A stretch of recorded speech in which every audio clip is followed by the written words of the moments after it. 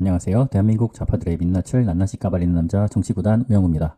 자, 오늘 가져온 소식은 그 친명과 친문의 갈등이 지금 격화되고 있죠. 거기에 대해서 한번 얘기를 해보려고 해요. 일단은 친명, 친문, 윤 정권 탄생 책임론, 지도부 수습 나섰지만 갈등 격화. 이게 무슨 얘기냐면은 이제 친명 세력 입장에서는 이 친문들을 받아들일 수가 없다. 왜 그러냐면은 윤 정권이 탄생하는 데 있어서 문재인 정권이 아주 큰 역할을 하지 않았느냐라는 거예요. 윤석열 대통령이 이제 문정부에서 검찰총장으로 이제 발탁이 되는 과정에서 이제 문재인 정권의 관료들이 제대로 인사검증을 하지 못해서 결국에는 윤석열이 대통령과 척을 지는 그런 상황이 오게 됐고, 그걸 발판 삼아서 지지율이 올라가면서 야권의 대선 후보로 떠올랐고, 그리고 결과적으로는 이재명 후보를 제치면서 대통령에 당선이 됐으니까 이거는 니네 탓이다.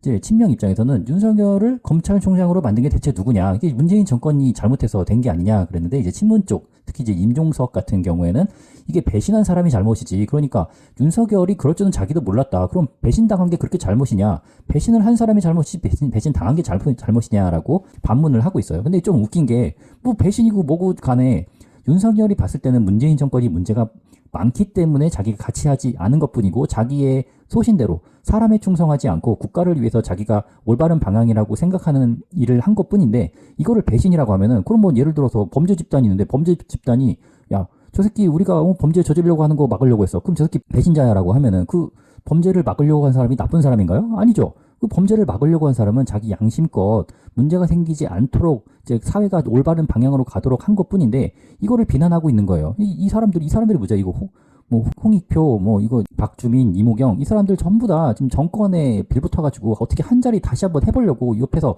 헛소리하는데 거들고 있는데, 제발 양심이 있으면 좀 사회에 도움이 되는 그런 활동을 좀 했으면 좋겠습니다. 근데 여기서 이제 국회의원이 되어야 하는 임종석의 입장에서는 자기는 꼭 서울 성동갑에 나가야 돼. 그런데 이제 민주당 입장에서는 거기다가 추미애를 전략 공천을 하려고 검토를 하고 있어요.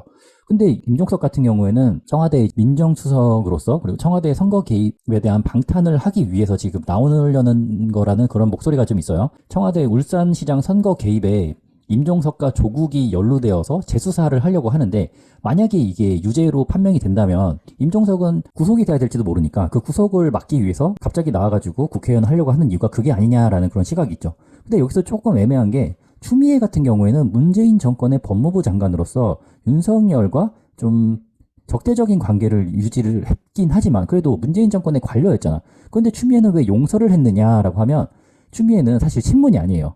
이게 왜 그러냐면은, 추미애 탄핵 사유는 줄여도 책을 만들 정도, 이게 무슨 이야기냐면은, 예전에 이게 2004년도 기사니까 노무현 대통령을 탄핵 정국으로 몰고 갈 때 추미애는 거기에 찬성표를 던졌던 사람이에요. 추미애가 예전에 뭐라고 했느냐, 노무현 대통령 탄핵안 가결의 불가피성을 역설하며 탄핵 역풍을 정면 돌파하겠다는 입장을 보였다. 추 위원은 지도부의 탄핵을 반대하며 발의 당시에도 서명을 난타가 막판에 입장을 급선해 탄핵 의결에 동참해 지지자들로부터 비난을 받아왔었다.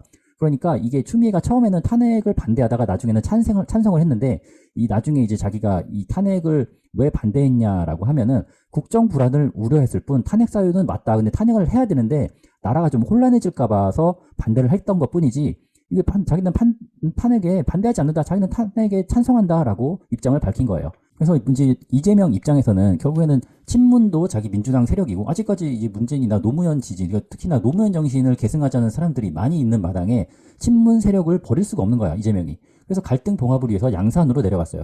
이재명 만난 문재인, 친명과 친문은 하나다, 우리는 명문정당이다. 그러니까 결국에는 우리 둘이 힘을 합쳐야 총선에서 이길 수 있다라는 걸 이제 나타낸, 그런 친명과 친문이 힘을 합쳐야 총선에서 이길 수 있다라는 이야기를 한 거고, 거기에 문재인이 화답을 했죠. 이렇게 뭐 목은 괜찮느냐, 뭐 많이 아팠겠다, 뭐 이런 식으로 이제 위로를 하는 문재인과 이재명의 사진이 이렇게 찍혔습니다. 그러니까 결국에는 문재인도 마찬가지로 지금 청와대 선거 개입이나 뭐 이것저것, 뭐 김정숙 여사에 대한 인도 타지마할 여행 관련된 이슈, 그리고 샤넬 자켓에 대한 이슈가 나오면서 자기도 이제 방탄이 필요하겠지, 계속 잊혀진 대통령이 되고 싶다고 하는데, 자꾸 이렇게 뭐 정치인들 만나가지고 사진 찍히고 자기 의견을 피력하는 걸 보면 뭔가 잊혀지고는 싶은데 잊혀지기 힘드니까 자꾸 정치에 개입을 하는 거예요. 그러니까 목에 칼이 겨눠지자 이재명을 지지하는 문재인이 된 거죠. 근데 여기서 원래대로 하면은 친노가 친문이 됐고 친문이 친낙이 돼야 맞는 거거든요. 그런데 이게 어떻게 된 일이냐면은, 예전에 이제 김대중 대통령의 새천년 민주당이 있었어요. 근데 노무현 대통령이 당선된 이후에 호남 기반을 갖고 있는 천정배, 신기남, 정동영을 중심으로 열린우리당을 창당을 했어요. 근데 여기 이 과정에서 노무현 대통령 같은 경우에는 열린우리당에 입당을 하지는 않았지만 그래도 열린우리당의 좀 우호적인 입장에서 사실상 노무현 대통령의 지지 기반이 열린우리당 사람들이었던 거죠.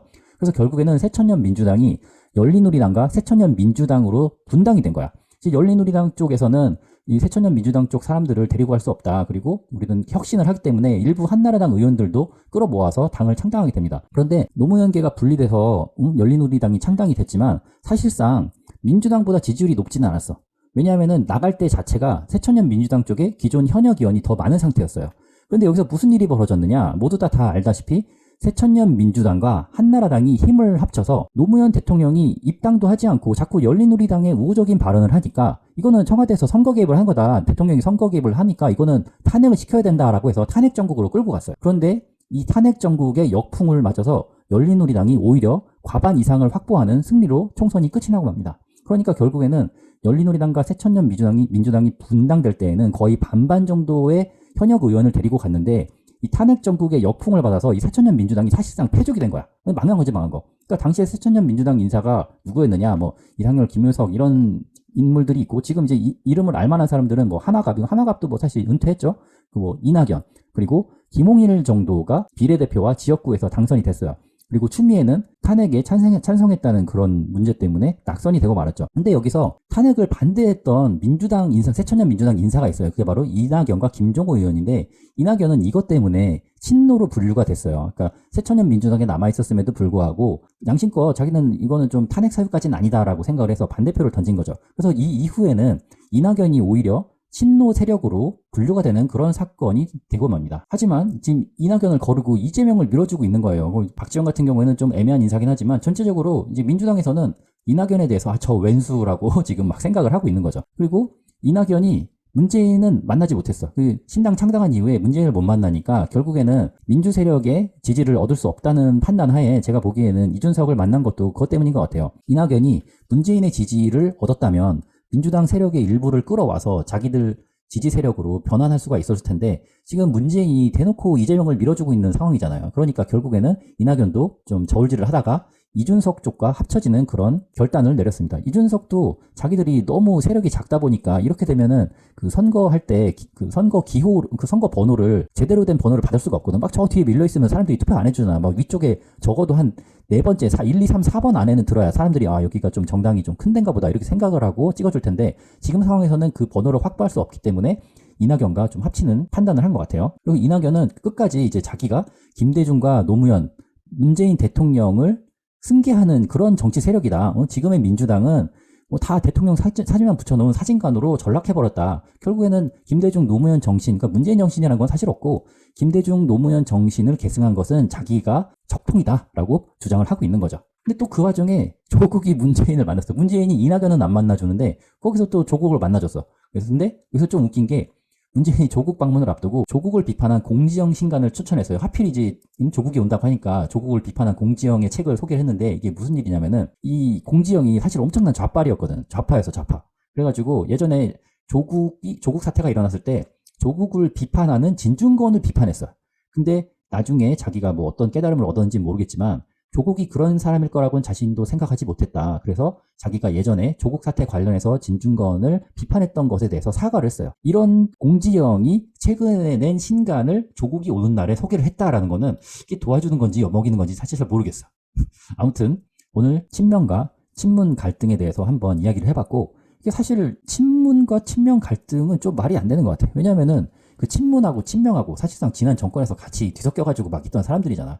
그러니까 내가 보기에는 친명과 친문 어차피 똑같은 놈들끼리 자기들 권력 싸움 하고 있는 거고 친낙과 지금의 민주당의 싸움을 한번 지켜보는 것도 재밌는 총선의 관전 포인트가 될 것 같습니다. 자, 오늘 여기까지 하고 다음 시간에 또 다른 이슈로 찾아뵙도록 하겠습니다. 감사합니다.